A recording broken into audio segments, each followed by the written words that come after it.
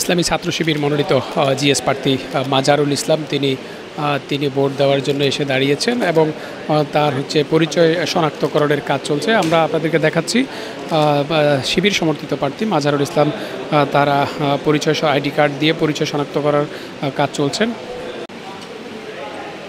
ID card number check করে এবং হল চেক করে তারপরে কিন্তু দেওয়া হচ্ছে এবং জানিয়ে রাখি যে পুরো ক্যাম্পাস জুড়ে আইন শৃঙ্খলা রক্ষাকারী বাহিনী তারা কিন্তু সতর্ক অবস্থানে রয়েছেন। আইডি শনাক্তর পরে আসলে বুথের সামনে তার ভোটার নাম্বার এবং প্রার্থীতা যাচাই করে আইডি কার্ড দেখে আসলে তার পরিচয় শনাক্ত করে তার নাম্বার দিচ্ছেন এবং তিনি যে জিএস প্রার্থী কিনা এবং তিনি যে ভোটার সেটি একটু দেখানোর চেষ্টা করি। তার সাথে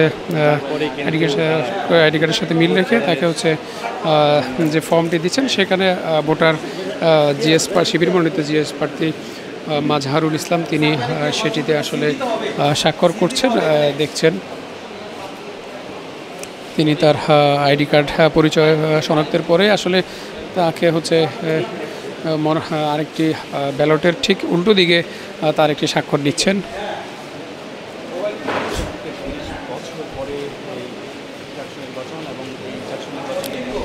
দেখছেন আসলে ব্যালট পেপার দেওয়া হচ্ছে, তার আইডি কার্ডটি ফিরিয়ে দিচ্ছেন এবং তাকে একটি ব্যালট দিচ্ছেন। আপনাদেরকে বলে রাখি আজকে জাকসু নির্বাচনে একজন ভোটার মোট 40টি ভোট দিবেন, যেখানে কেন্দ্রীয় ছাত্র সংসদে 25টি এবং হল সংসদে 15টি, মোট 40টি ভোট একজন ভোটারকে দিতে হবে এবং তারা আসলে নির্বাচিত করবেন আগামী দিনে কে হচ্ছেন তাদের এই জাহাঙ্গীরনগর বিশ্ববিদ্যালয়ে ছাত্রদের প্রতিনিধি বিপি জিএস এবং এজিএস।